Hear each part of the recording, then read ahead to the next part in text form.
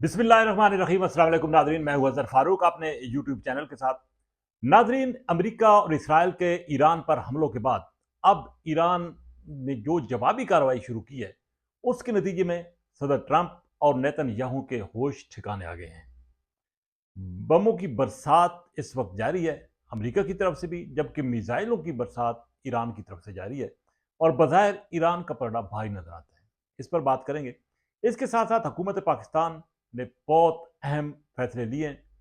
तवानाई की बचत के हवाले से, सादगी के हवाले से, और इस खत्े पर जो असरात मुरतब हो रहे हैं और जिसकी वजह से पाकिस्तान शदीद तरीन मुतासर हो रहा है, उस वजह से इस पर भी बात होगी।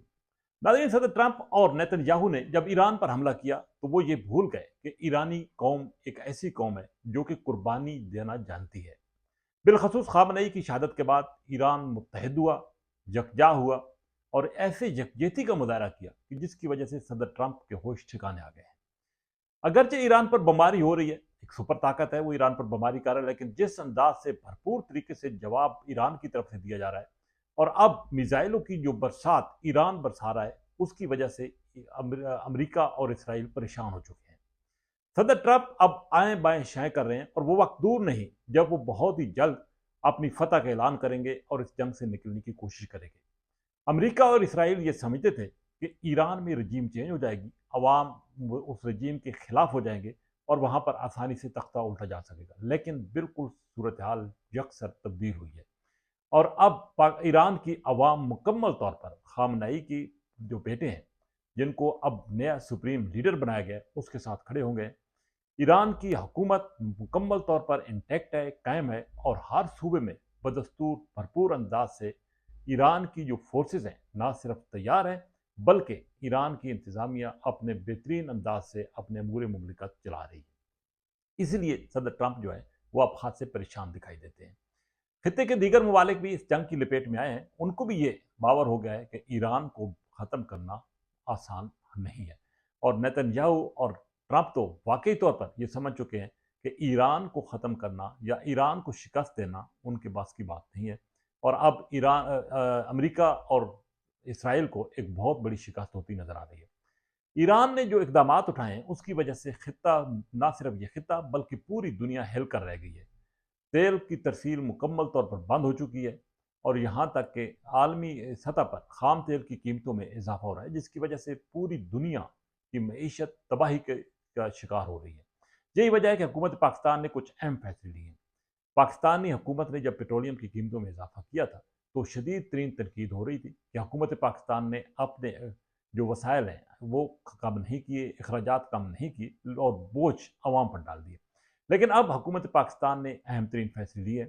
एक तो वफाकी वज़रात 2 महीने की तनख्वाह नहीं लेंगे, कटौती पार्लियामेंटेरियन की तनख्वाहों पर की गई है, सरकारी मुलाजमीन की तनख्वाहों पर कटौती की गई है और एक साथ साथ इसके अलावा हफ्ते में एक और छुट्टी का इजाफा भी किया गया है। इस कुछ और भी ऐसे स्टेप्स लिए गए हैं जिसकी वजह से पाकिस्तानी हुकूमत ये समझती है कि इन इकदाम की वजह से पाकिस्तान के अंदर तवानाई की बचत होगी। बिलखसूस तालीमी इदारों के हवाले से भी कुछ अहम फैसले लिए गए हैं, छुट्टियाँ भी हो गई हैं और ऑनलाइन क्लासेस का इजरा भी हो चुका है। ये ऐसे वाक़यात हैं, ये ऐसे इकदाम हैं जो कि हर पाकिस्तानी के लिए फ़र्ज़ है कि वो भी इन पर अमल दरामद करे और हुकूमत पाकिस्तान का हाथ बटाए, क्योंकि इस वक्त पाकिस्तान एक मुश्किल सूरत हाल से दो चार है, क्योंकि पाकिस्तानी हुकूमत को जिन मसाइल का, जिस क्राइसिस का सामना है, वो पाकिस्तानी हुकूमत का पैदा करदा नहीं है, वो अमेरिका और इसराइल का पैदा करता है और उसकी वजह से सारी ये सूरत हाल गंभीर होती चली जा रही है। आने वाले दिन इस हवाले से मज़ीद मुश्किल हो सकते हैं, क्योंकि आलमी सतह पर खाम तेल की कीमतों में इजाफा हो रहा है और हुकूमत पाकिस्तान को भी मज़ीद पेट्रोलियम की कीमतों में इजाफा करना पड़ेगा। अब पाकिस्तानी शहरियों को चाहिए कि वो भी इस हवाले से हुकूमत के साथ ताउन करें और अपनी गाड़ियों का इस्तेमाल कम से कम करें, ताकि पाकिस्तान के अंदर तवानाई की बचत हो सके, फ्यूल की बचत हो सके और हुकूमत पाकिस्तान बिलखसूस पाकिस्तानी अवाम पर जो बोझ मज़ीद डलना है उसमें कमी आ सके। लेकिन एक बात बिल्कुल वाज़ेह है कि पाकिस्तान ने इस वक्त तक जो फैसले लिए हैं वो अच्छे फैसले हैं और इनके असरात मुस्तकबिल में मुस्बत जो है वो सामने आ सकते हैं, क्योंकि पाकिस्तानी हुकूमत के पास इसके अलावा फैसले लेने का कोई चारा नहीं था।